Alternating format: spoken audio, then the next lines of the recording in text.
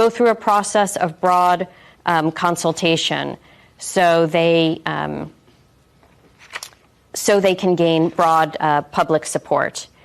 We remain committed to supporting Kenya in its effort to achieve inclusive growth. At every program review, we do take the opportunity to assess developments and make adjustments considering the evolving circumstances.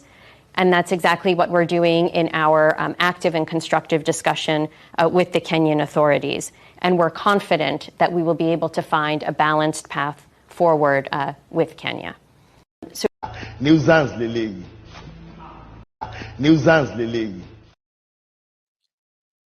All of that bulaba bala blue. Let me now kind of relay it back to you in the language that we both understand.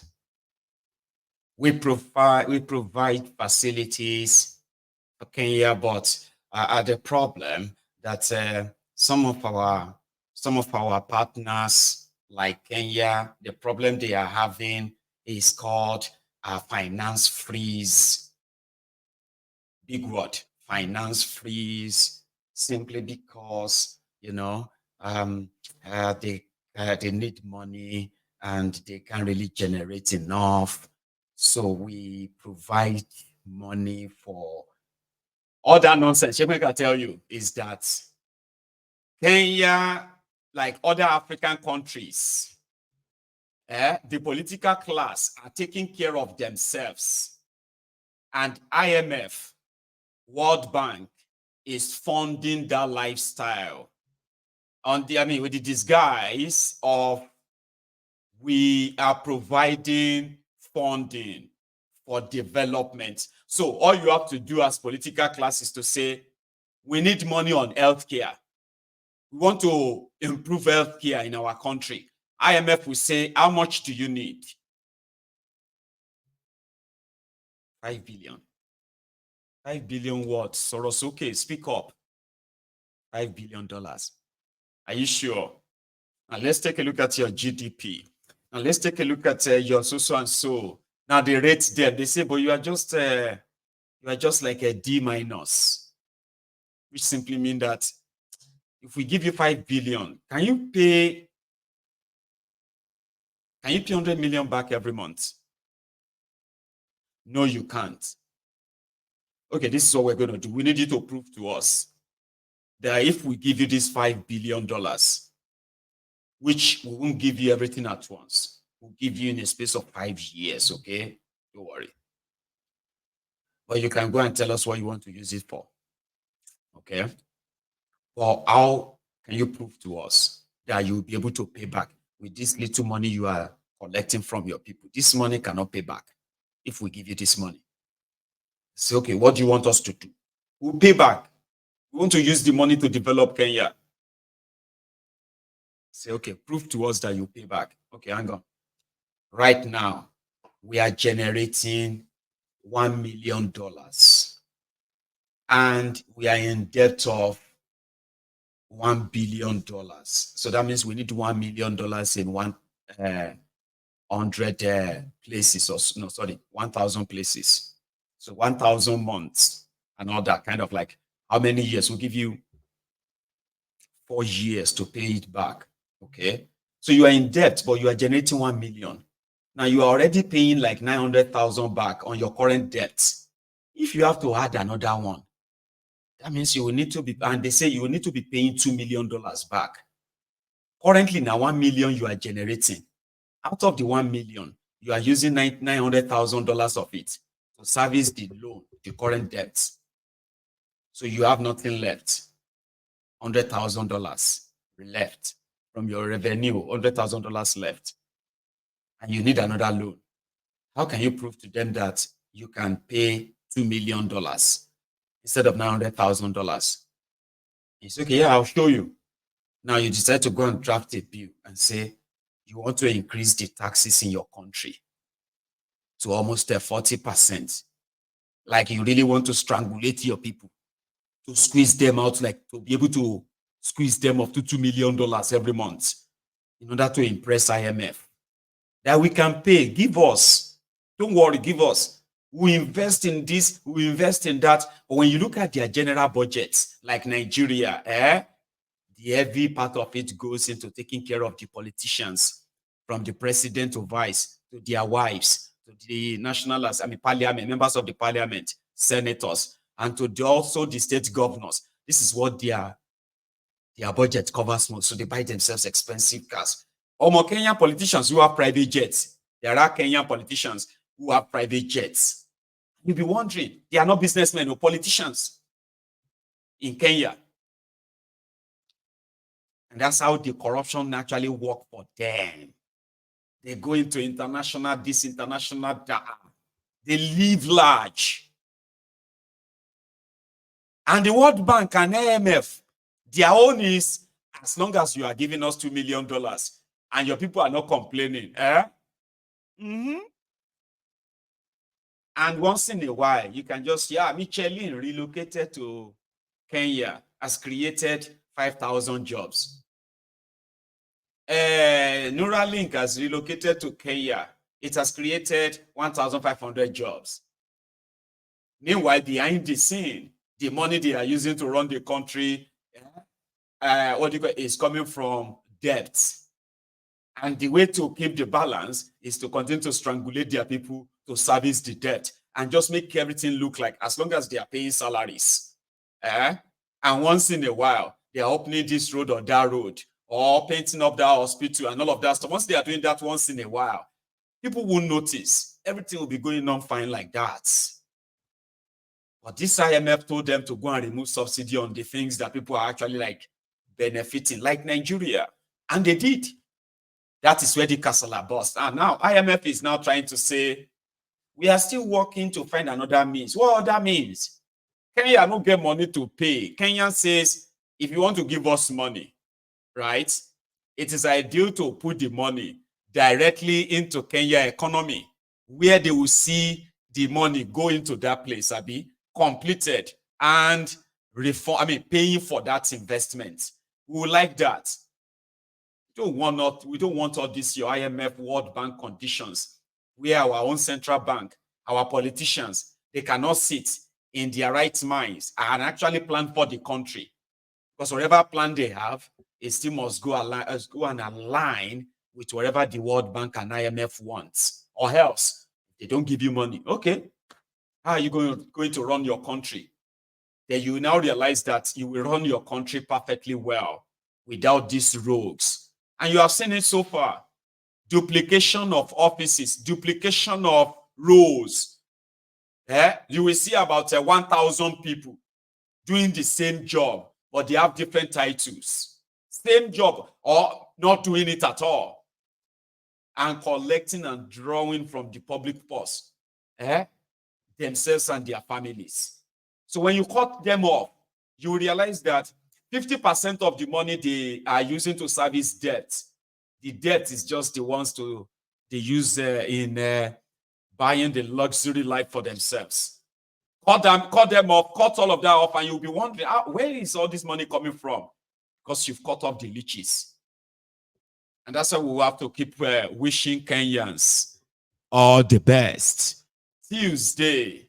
What they are saying right now is that with the discoveries of these bodies, Ruto would have to go.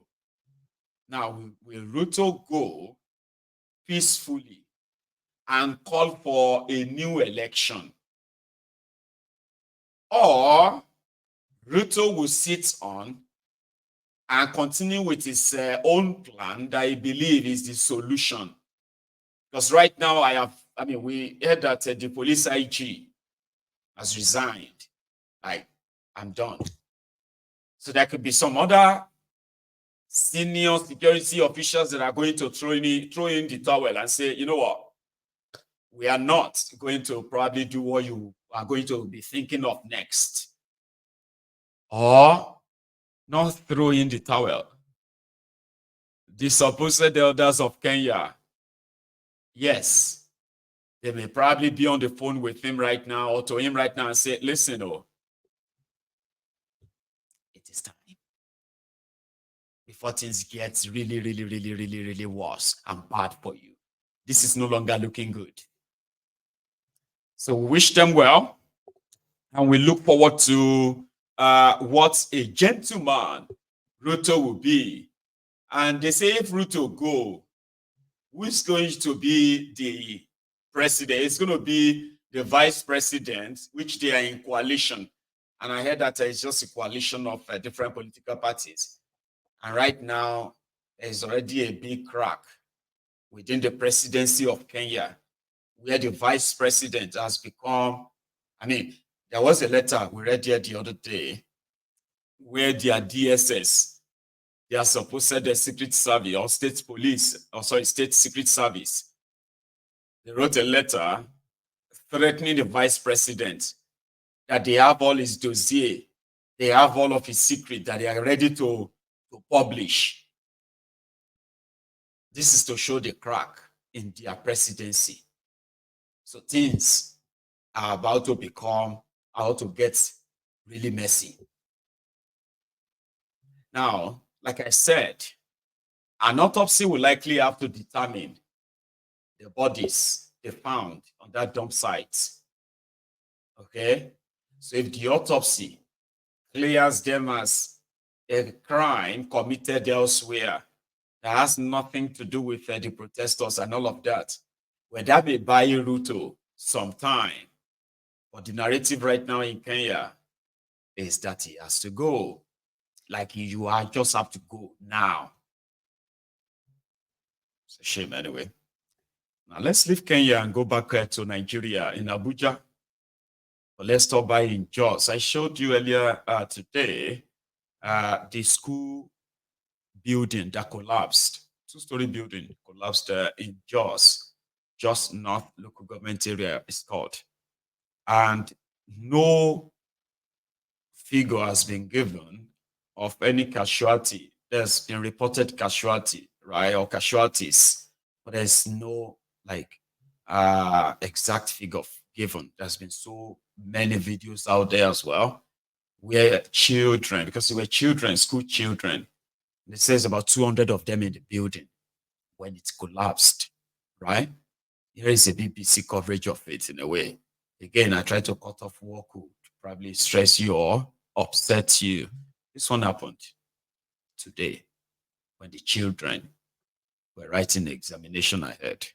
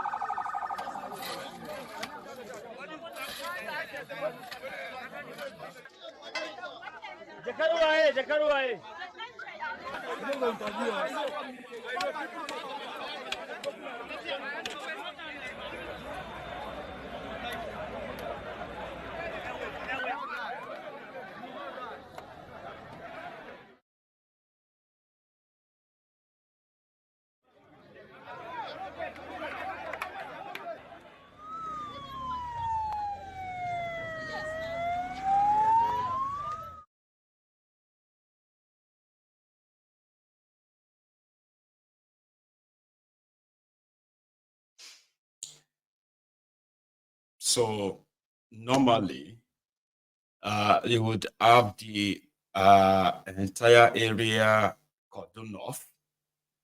It's because it's a crime scene, so to say. And then why they get everyone out. But I'm quite really impressed, okay, with the response level as well. Bringing in excavator to help in the rescue mission and all that. I saw kids being pulled out of the rumble as well. But again, I do not want to bring to you whatever will be too much upsetting. It's too much out there, though, right? So yeah, we would have easily, number one, have some reports on the incident, like who constructed that, that kind of a building, structure, and then they had to put children of that number in that same, derelict building, so to say, or derelict structure, you call it. So it feels somehow, but the fact that the rescue was pretty much like faster than what I would possibly anticipate based on the past experience, right? So we wish those victims, including those children, we wish them well, right? And that one isn't in Jaws. You see, what is trending in Nigeria right now is this news. That is the Supreme Court ruling that the local government areas, right, should be paid their own allowances, their allocations directly. It's great if it's done, but there has been some reactions. But the people suspected to have been living off this fund for 25 years or thereabout now, for over 20 years, so to say, a majority of them met today, the current ones, and they said, well, it seems like it's just going to be the lift of a burden. Like it helps them, it relieves them of the burden of having to deal with all of this and all of that. And the man that spoke for them happened to be the one from Kwara State, the governor of Kwara State, who on record has been the sole administrator of all the 16 local government areas of the states in the last 5 years. His reaction, according to him, it's up to you if you kind of believe him. Welcome the ruling of the Supreme Court. Compliance is a given, and our attorney generals have applied for the enrollment order, which we'll study carefully. But by and large, governors are happy with the devolution of power in respect to local government autonomy. It relieves the burden on governors.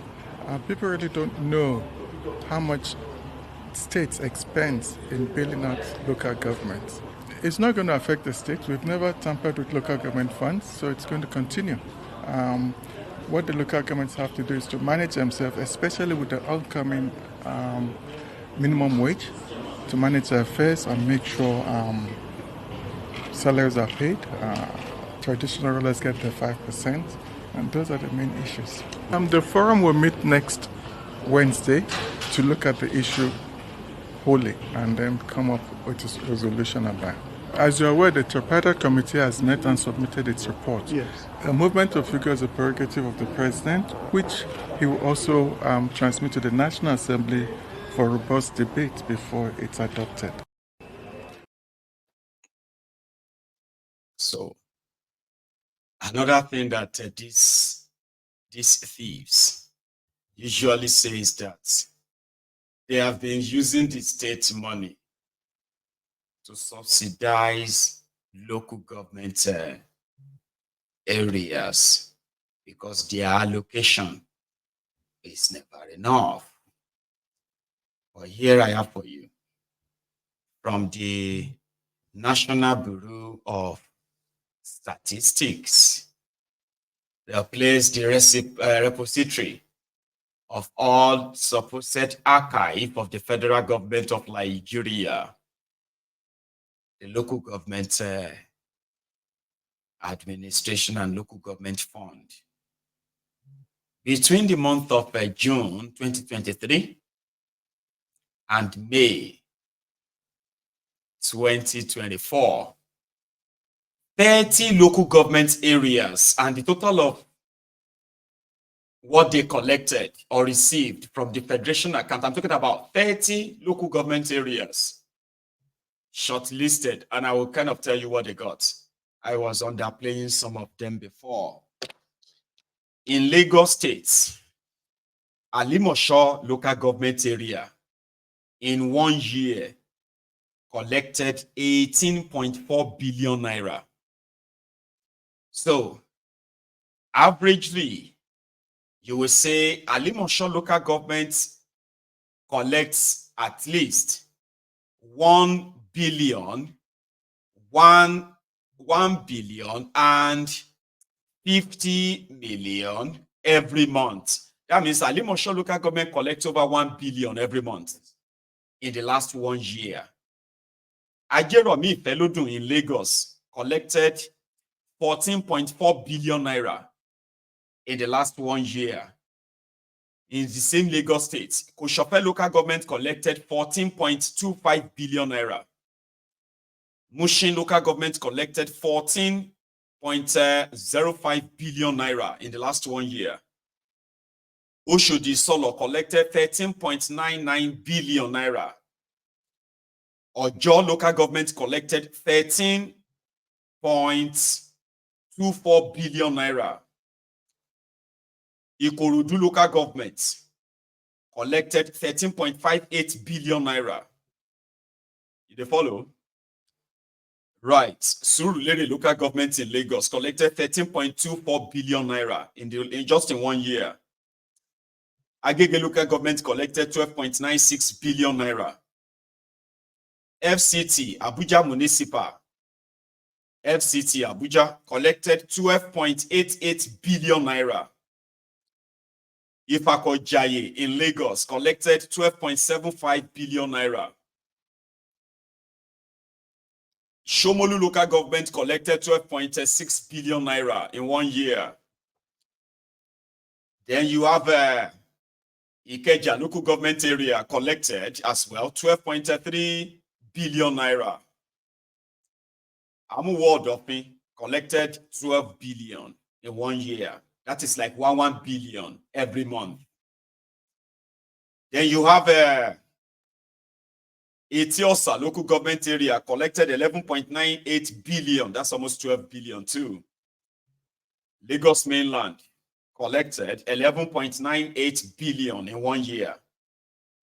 Badagry local government in Lagos collected 11.61 billion in a year. Apapa collected 11.33 billion. Lagos Island local government collected 11.26 billion. Ekpe local government collected 11.25 billion. Ibejuleki collected 10.69 billion. Buari in Abuja, I believe, collected 9.28 billion. Guagualada local government area collected 8.72 billion.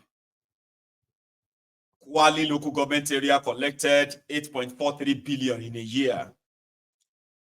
Kuje local government collected 8.1 billion.